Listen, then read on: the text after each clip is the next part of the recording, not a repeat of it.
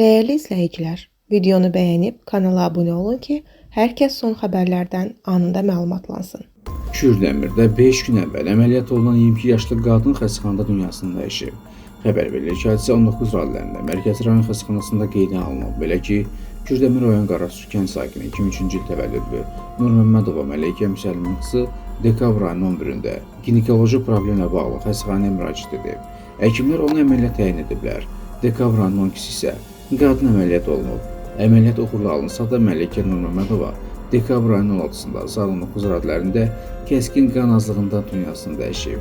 Mərhumun yaxınları qadının ölüm səbəbini həkim səhnəkarlığı ilə əlaqələndirirlər. Qeyd edək ki, dünyasını dəyişən qadın 5 ildir evlidir və onun bu evlilikdən 2 az yaşlı qızı var. Hazırda faktla bağlı Kürdəmir rayon prokurorluğunda araşdırmalara başlanılıb. Allah rəhmət eləsin, əzizlərinə, yaxınlarına səbr diləyirik.